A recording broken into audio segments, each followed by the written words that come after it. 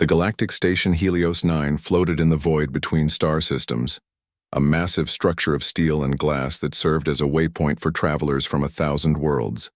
In its endless corridors and vast cargo bays, species of every imaginable form conducted business, formed alliances, and pursued their destinies.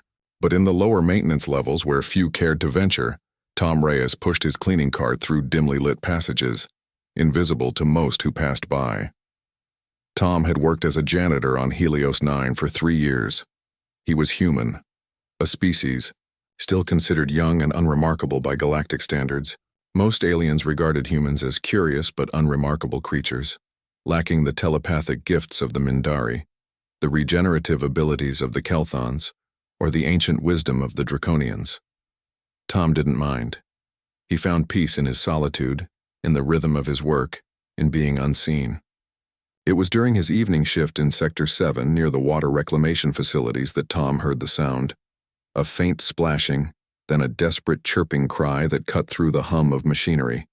He abandoned his cart and followed the noise to one of the overflow tanks, a deep reservoir of recycled water waiting for processing. There, struggling against the current created by the filtration pumps, was a creature no larger than a house cat. Its scales shimmered iridescent blue and silver, and small membranous wings beat futilely against the water's surface. Tom recognized it immediately from the educational hollows, a draconian hatchling barely weeks old by the look of it. Without hesitation, Tom stripped off his jacket and dove into the cold water. The hatchling was sinking, its exhausted wings dragging it down. Tom grabbed the small creature carefully, cradling it against his chest as he swam back to the edge. He pulled himself out, the hatchling coughing and sputtering in his arms. "Easy, easy," Tom murmured, wrapping the creature in his jacket. "You're safe now." The hatchling's large golden eyes stared up at him with an intelligence that seemed far beyond its size. It chirped softly, a sound almost like gratitude before its eyes closed in exhaustion. Tom dried the creature as best he could, then carried it to the environmental control room where the temperature was warmer. He stayed with the hatchling for hours, making sure it was breathing steadily, offering it water from his thermos cap. As dawn cycle approached, the hatchling stirred. It looked at Tom once more, that penetrating golden gaze seeming to memorize every detail of his face.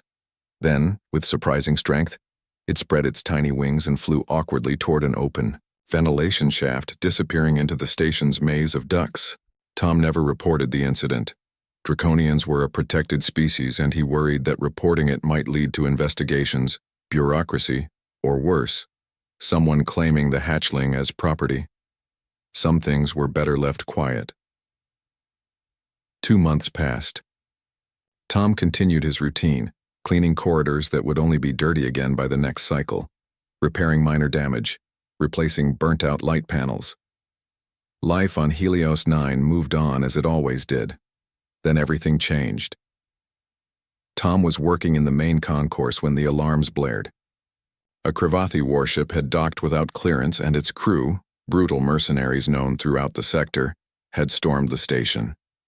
They were after a high-value target, someone important enough that they didn't care about the political consequences of attacking a neutral station. Station security responded, but the Cravathi were heavily armed and ruthlessly efficient. Within minutes, they had taken hostages in the concourse, including a delegation of diplomats from the Mindari Collective. Tom watched from behind a maintenance access panel as the Cravathi commander, a massive creature with scarred carapace and 4 powerful arms, issued demands over the comm system. Tom knew he should hide, should stay out of the way.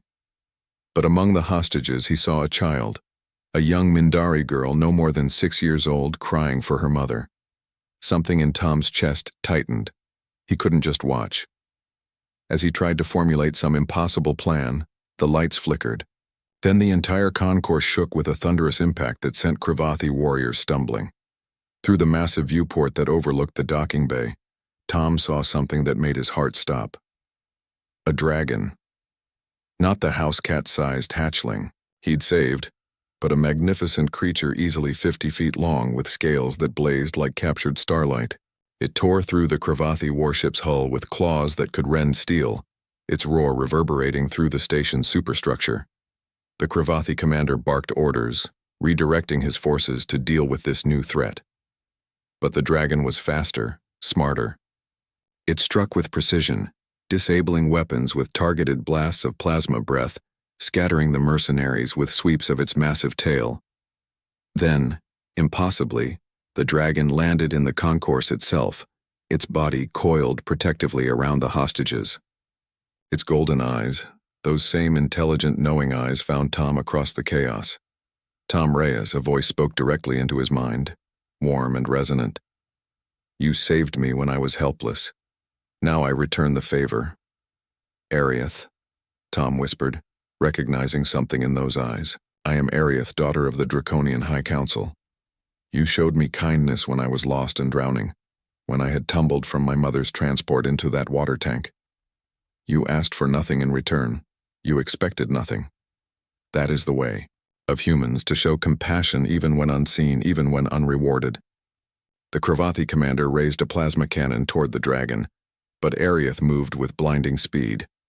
In seconds, the mercenaries were disarmed, their leader pinned beneath one massive claw. Station security arrived, followed by Draconian warships that had been summoned by Arieth's distress call.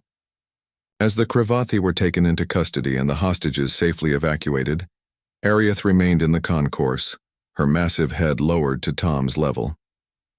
"My people are old and powerful, but we have grown proud," Arieth said. "We forget that strength is not measured in size or age, but in the courage to do what is right when no one watches. You reminded me of this truth, Tom Reyes. You reminded me that honor exists in quiet acts." Tom reached out, his hand trembling slightly as it touched the warm scales of Arieth's snout. I couldn't let you drown, and I could not let these innocents suffer when I had the power to act." Arieth's eyes sparkled with something that might have been amusement. "It seems we have both learned that being unseen does not mean being unimportant." As the Draconian delegation arrived to escort Arieth home, she made one final promise to Tom: that his act of simple kindness would not be forgotten, that the Draconians now counted humanity among their trusted allies, and that whenever Tom Reyes needed help, he need only call, and a dragon would answer. Tom returned to his cleaning cart that evening, but he walked differently now, not because others saw him differently, but because he saw himself differently. He understood finally that the smallest acts of compassion could reshape the galaxy, that being human meant having the courage to care even when no one was watching. And in the lower levels of Helios 9, where few cared to venture, Tom Reyes continued his work with quiet dignity, knowing that somewhere among the stars a dragon remembered his name.